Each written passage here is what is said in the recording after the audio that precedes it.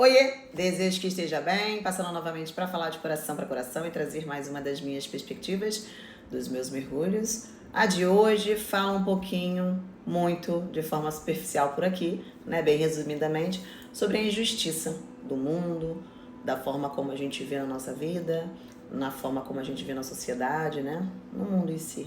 Então, tem tópicos importantes sobre um pouco de tudo e é de coração para coração. Bora lá, então.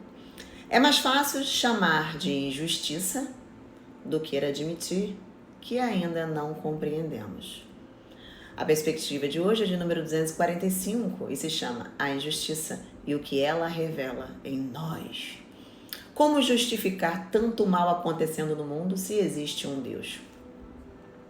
Na jornada do autoconhecimento, chega um momento em que a injustiça deixa de ser algo que a gente só vê e passa a ser algo que a gente sente.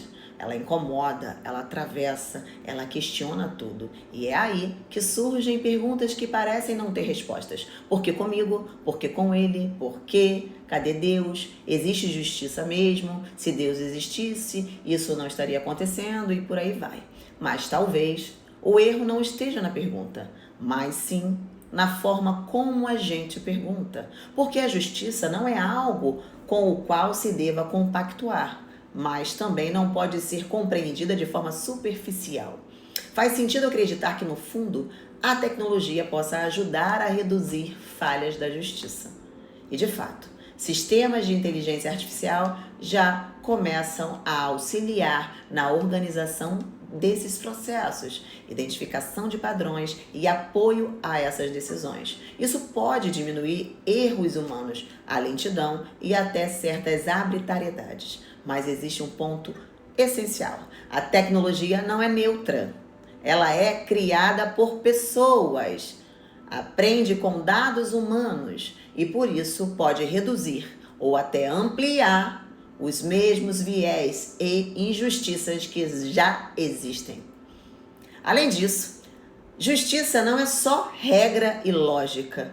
Ela envolve contexto, sensibilidade, ética, interpretação de situações profundamente humanas. Por isso, o caminho mais consciente não é enxergar a IA como substituta da justiça ou de qualquer outra coisa, mas como uma ferramenta. Uma ferramenta que precisa de supervisão, responsabilidade e consciência humana. E é exatamente aqui que tudo se conecta. Existem situações em que aquilo que chamamos de justiça falha de forma dolorosa, casos em que sinais são ignorados, decisões são tomadas de forma automática e o desfecho revela consequências irreversíveis. Quando alguém, especialmente uma criança, por exemplo, expressa um desconforto real e ainda assim não é ouvida, não estamos apenas diante de uma falha do sistema, estamos diante de um limite humano, ou de perceber, interpretar e agir com verdadeira sensibilidade diante da complexidade da vida. Dentro dessa perspectiva de número 245, isso não serve para justificar o erro, mas para provocar uma reflexão mais profunda.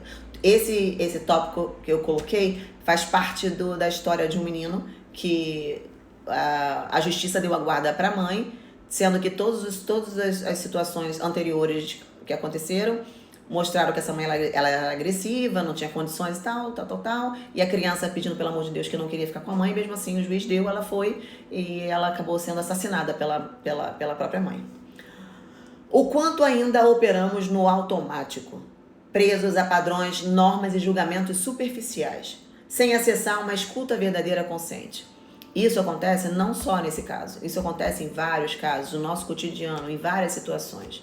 A gente precisa ouvir mais com a escuta ativa para poder compreender, para poder tentar ajudar e não para julgar, condenar como se fôssemos, algo muito superior, sem erros, para julgar ou condenar ou sentenciar alguém. Você é isso, você é aquilo, você faz isso, você faz aquilo. É preciso ter um nível de compreensão bem elevado para começar a ter esses julgamentos, entende? Senão fica muito leviano.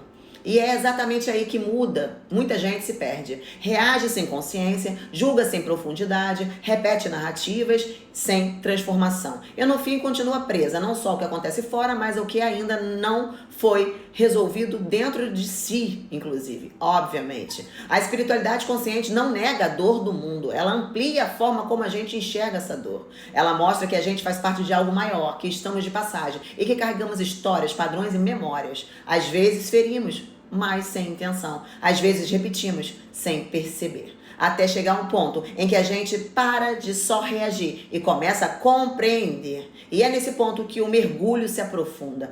A injustiça não deve ser aceita, mas também não pode ser usada como desculpa para permanecer na inconsciência. Porque na hora certa a verdade aparece. Ela não precisa de barulho, ela se revela. E mesmo assim muitos se perdem. Falam sobre justiça, mas não vivem com verdade. Porque falar nunca será mais forte do que fazer.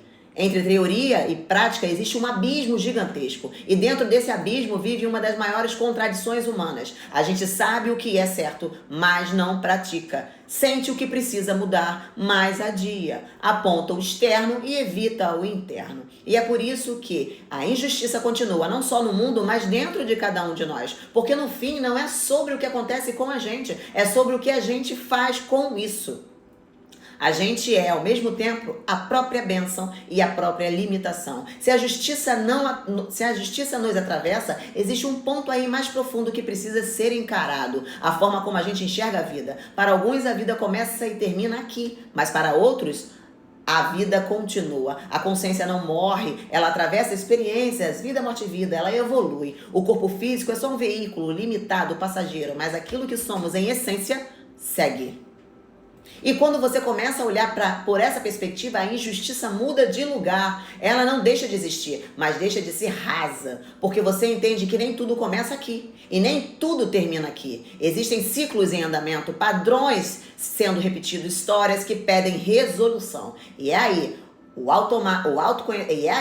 autoconhecimento deixa de ser escolha e passa a ser responsabilidade. Responsabilidade com a sua consciência, com aquilo que você carrega, com aquilo que você continua perpetuando. Porque aceitar, compreender e perdoar não é sobre o outro, é sobre você parar de carregar o que já deveria ter sido transformado. E o agora é um presente. Resolver o que pode ser resolvido hoje é uma oportunidade. Porque o tempo do corpo é curto, mas o impacto da consciência não é. E mesmo assim, a gente perde tempo, se distrai, se ocupa, se preenche com coisas que não transformam e adia o encontro mais importante de todos, o consigo mesmo. Descobrir o propósito, entender por que você está aqui, não é algo superficial, é um chamado da alma. E quanto mais você ignora, mais a vida repete, mais pesa, mais dói, mais parece injusta. Mas talvez não seja o mundo contra você, talvez seja você resistindo ao que já entendeu que precisa mudar. E essa resistência tem nome: autossabotagem, apego, carência, dependência, medo. Medo de mudar, medo de perder, medo de se enxergar de verdade. E quanto mais você adia esse mergulho, mais complexa a jornada se torna. Não porque a vida quer te punir, mas porque você insiste em permanecer o mesmo, em experiências que exigem transformação. Mudar não é discurso, mudar é decisão. E toda decisão real exige transformação. Transformar é ter coragem de deixar de ser quem você era para sustentar quem você está se tornando. E isso muda tudo. Talvez a injustiça que você sente não seja sobre o que te aconteceu, mas sobre o que você ainda não teve coragem de transformar. O restante desse mergulho está no próximo livro. Só mais um pouquinho de uma perspectiva sensacional. Mantenha a frequência de seus pensamentos bem elevados e se blinde energeticamente. Um grande beijo, bebe bastante água, pratica atividades físicas e bora. Esteja preparado emocionalmente. A injustiça e o que ela revela em nós. Bora!